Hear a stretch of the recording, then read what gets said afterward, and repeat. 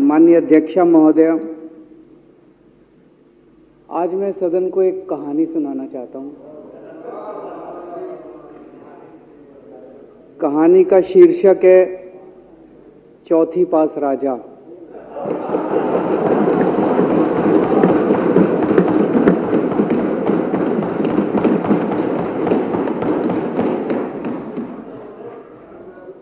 आपने बचपन में राजा रानी की बहुत कहानियां सुनी होंगी। मेरी कहानी में रानी नहीं है,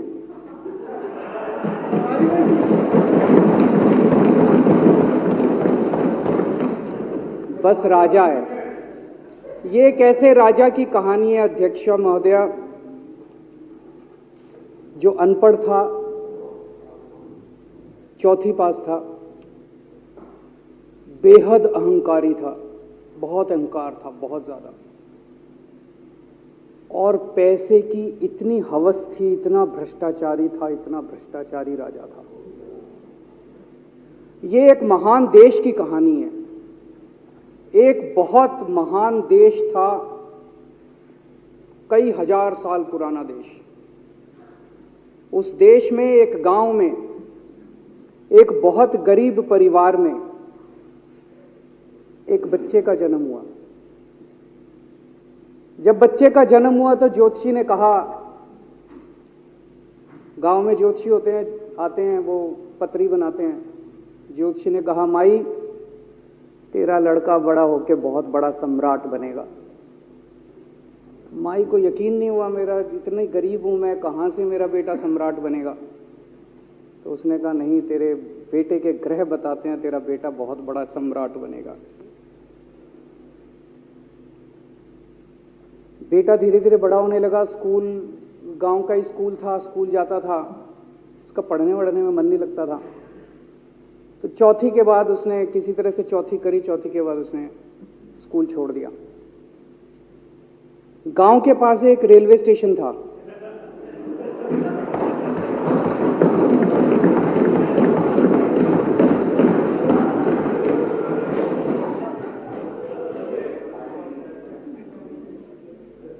तो घर का खर्चा चलाने के लिए वो लड़का वहां स्टेशन पे चाय बेचता था।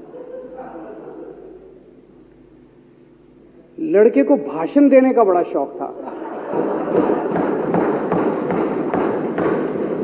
सारे गांव के लड़कों को इकट्ठा कर लेता, आसपास के गांव के भी इकट्ठा कर लेता, सामने वो खाट डाल लेता, उस पर चढ़ जाता और भाषण देता। धीरे धीरे आसपास के गांव के लड़के भी इकट्ठे हो गए। जिस भी चीज में भाषण देता, एक बार शुरू हो जाता तो बंद ही नहीं होता। अब ज्योतिषी ने कहा था, लड़का बड़ा हुआ, बड़ा होके एक दिन उस महान देश का वो राजा बन गया। पूरे देश में उसका नाम हो गया चौथी पास राजा। लोग उसको चौथी पास राजा कहते थे। अब उसे आता जाता कुछ था नहीं, पढ़ा लिखा था नहीं। अफसर आते, कुछ अंग्रेजी में चपर चपर करते, उसको समझ नहीं आता। अफसर जो मर्जी उससे साइन करा के ले जाते, जो मर्जी उससे साइन करा के ले जाते।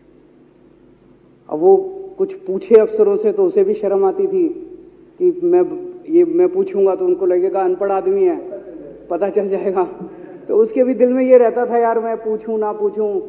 पता नहीं किस किस चीज पे उसने चौथी पास राजा ने साइन कर दिए।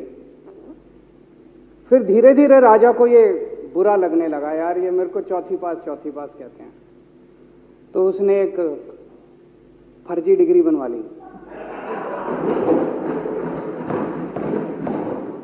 कहीं से फर्जी डिग्री बना के ले आया, एमए की। बोला मैं एमए हूं। तो लोगों को लगा, यार ये तो ठीक नहीं है, ये तो फर्जी डिग्री हम बना के ले आया हमारा राजा। तो लोगों ने आरटीआई डाली। जो आरटीआई डालता उस पर 25,000 रुपये जुर्माना।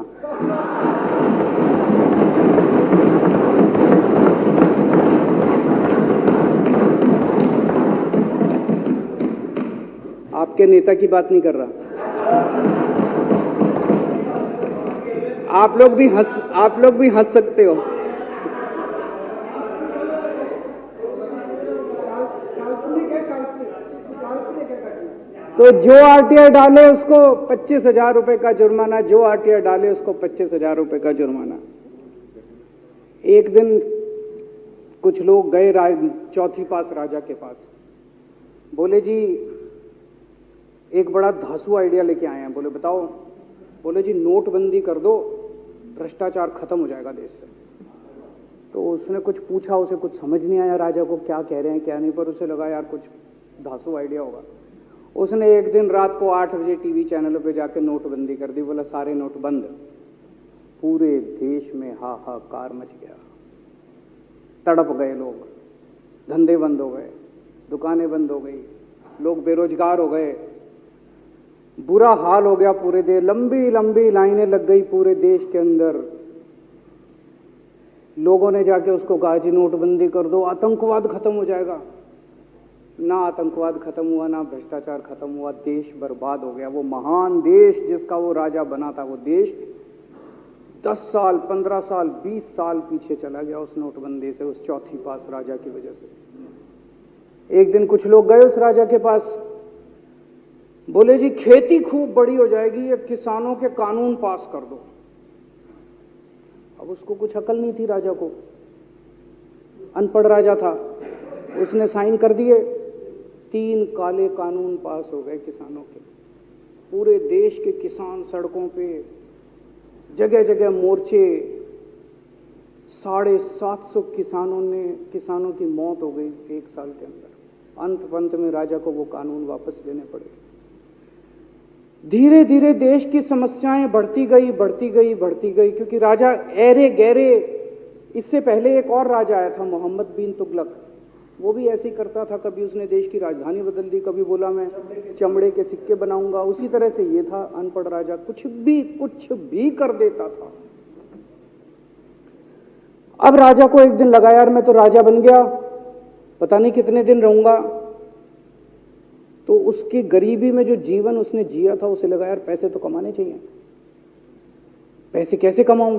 पैसे कमाऊंगा तो जनता में छवि खराब होगी। तो उसने अपने एक दोस्त को बुलाया और उस दोस्त को बोला कि ऐसा करते हैं कि मैं तो राजा हूं, सारे सरकारी ठेके तेरे को दिलाऊंगा, सारी कंपनियां तेरे को दिलाऊंगा, सरकारी पैसा तेरे को दिलाऊंगा, नाम तेरा पैसा मेरा। तेरे को पूरे उस पे 10% कमीशन तेरे को मिलेगा, सारा पैसा मेरा। दोस्त मान गया। दोस्त को क्या था, फ्री में पैसा मिल रहा था, दोस्त मान गया। उसके बाद दोनों ने मिलके जो देश को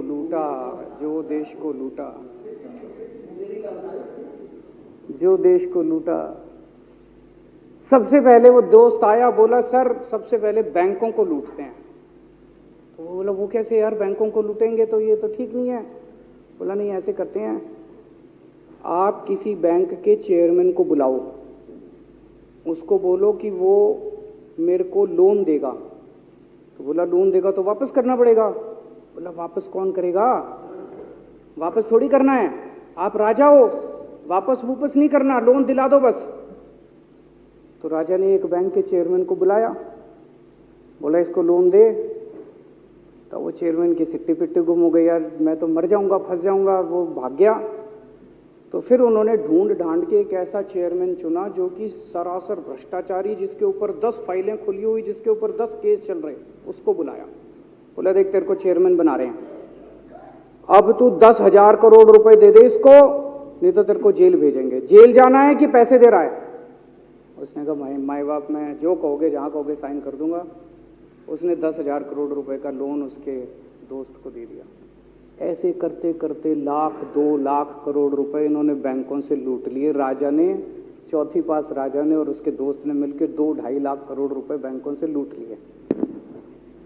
अब बैंकों से पैसा लूटने के बाद उन्होंने देश को खरीदना चालू किया। सबसे पहले उन्होंने देश के एयरपोर्ट खरीदे, पहले 6 एयरपोर्ट खरीदे, फिर उन्होंने बिजली कंपनियां खरीदी, फिर उन्होंने बिजली के दाम बढ़ा दिए पूरे देश के अंदर, फिर उन्होंने सी पोर्ट खरीदने चालू कर दिए, फिर उन्होंने कोयले खदानें ले ली, फिर इन्होंने पुलिस को भेज भेज के जो लोगों की कंपनियां थी, प्राइवेट लोगों की कंपनियां, यहां बंदूक रख रख के उनकी कंपनियां छीन ली राजा ने और उसके दोस्त ने। हाहाकार मच गया पूरे देश के अंदर। इतनी महंगाई हो गई, इतनी महंगाई हो गई पूरे देश में। पहले गैस 400 रुपए सिलेंडर होती थी, चौथी पास राजा के आने के बाद 1100 रुपए सिलेंडर हो गई। पहले पेट्रोल 71 रुपए होता था, 97 रुपए हो गया। पहले डीजल 57 रुपए होता था, 90 रुपए लीटर हो गया। जब पेट्रोल के दाम बढ़ गए, डीजल के दाम बढ़ गए, तो सारी चीजों के दाम बढ़ गए देश के अंदर। हाहाकार मच गया। सब चीजों पे इसने और इसके दोस्त ने कब्जा। दूध पहले 46 रुपए होता था, 66 रुपए लीटर हो गया। बच्चों को माएँ दूध पिलाने लायक नहीं बची, घरों के अंदर छोटे छोटे बच्चों के दूध छीन लिए इसने राजा ने। सरसों का तेल 90 रुपए लीटर होता था, 214 रुपए हो गया। बताओ, धीरे धीरे पूरे देश में हाहाकार मच गया। लोग अब राजा के खिलाफ आवाज उठाने लगे, लोग उसके खिलाफ बोलने लगे। तो राजा ने कह दिया, जो मेरे खिलाफ बोलेगा पकड़ के जेल में डालो। एक के बाद एक राजा ने लोगों को पकड़ पकड़ के जेल में डालना शुरू कर दिया। किसी ने राजा का कार्टून बना लिया, उसको भी जेल में डाल दिया। किसी ने राजा का नाम गलत ले दिया, उसको भी जेल में डाल दिया। किसी टीवी चैनल वाले ने राजा के खिलाफ लिख दिया, उसको भी पकड़ के जेल में डाल दिया। किसी जज ने राजा के खिलाफ कोई ऑर्डर कर दिया, उसको भी पकड़ के जेल में डाल दिया। ना जजों को छोड़ा, ना पत्रकारों को छोड़ा, ना मीडिया को छोड़ा, ना व्यापारियों को छोड़ा, ना उद्योगपतियों को, किसी को नहीं छोड़ा। राजा ने पकड़ पकड़ के उसने चौथी पास राजा ने सबको जेल में डालना चालू कर दिया। एक महान देश कहां से कहां पहुंच गया। उसी देश के अंदर एक छोटा सा राज्य था, उस राज्य का एक मुख्यमंत्री था।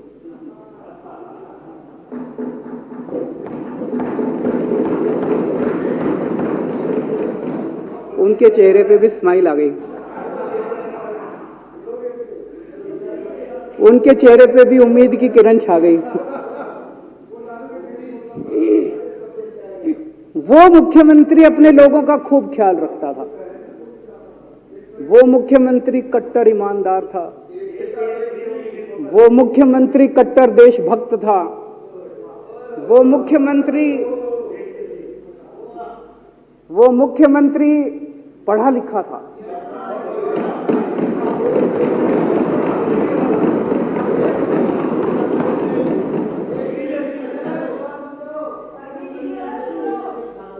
उस मुख्यमंत्री ने अपने लोगों को महंगाई से छुटकारा दिलाने के लिए बिजली मुफ्त कर दी।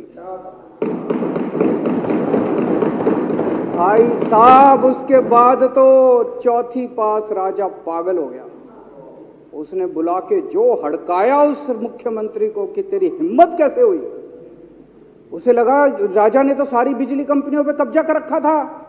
उसे लगा अगर ये बिजली मुफ्त करने लग गया तो बाकी देश में तो मेरा बेड़ा गर्क, मेरी बिजली कंपनियां लुट जाएंगी, ऐसे कैसे चलेगा। उसने उसको कहा, खबरदार, तूने बिजली मुफ्त की। मुख्यमंत्री नहीं माना। धीरे धीरे उस मुख्यमंत्री ने अपने गरीबों के स्कूल ठीक करने चालू कर दिए। तो राजा ने उसको बुला के और हड़काया। राजा बोला, ये क्या कर रहा है तू, स्कूलों के में बच्चों को पढ़ाता है, तू स्कूल खोल रहा है, ये बंद कर, ये सब, ये नहीं चलेगा इस देश का। वो नहीं माना मुख्यमंत्री। फिर उसने मुख्यमंत्री ने सबके इलाज मुफ्त कर दिया, सबके लिए शानदार मोहल्ला क्लिनिक खोल दिए, इलाज मुफ्त कर दिया।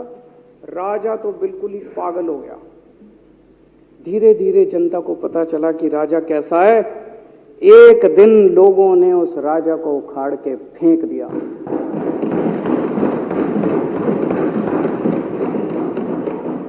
और लोगों ने एक किसी ईमानदार और देशभक्त आदमी को वहां बिठा दिया और उनकी सरकार आ गई। और उसके बाद देश से महंगाई खत्म हुई और देश रात दूनी चौगुनी तरक्की करने लगा। तो जैसे हम बचपन में सुना करते थे, moral of the story, Hindi में क्या कहते, मॉरल ऑफ द स्टोरी का मतलब भाई इस कहानी में क्या प्रेरणा मिलती है। इस कहानी से, इस कहानी से ये प्रेरणा मिलती है कि अगर आपके देश में महंगाई है, आपके देश में समस्याएं हैं, आपके देश में सब कुछ गड़बड़ चल रहा है, तो सबसे पहले जांच परख के देखो आपका राजा अनपढ़ तो नहीं है। अगर आपके देश में सब गड़बड़ चल रहा है, बेरोजगारी है, बहुत सारी समस्याएं हैं, जरा देखो राजा, आपके राजा को कोई दोस्त तो नहीं है? अगर है तो सबसे पहले अपने राजा को उखाड़ के फेंको, नहीं तो आपकी समस्याओं का कोई समाधान नहीं होगा। आपकी समस्याओं का कोई समाधान नहीं होगा। वो पढ़ा करते थे, अंधेर नगरी चौपट राजा, सवा शेर बाजी सवा शेर खाजा। बहुत बहुत शुक्रिया।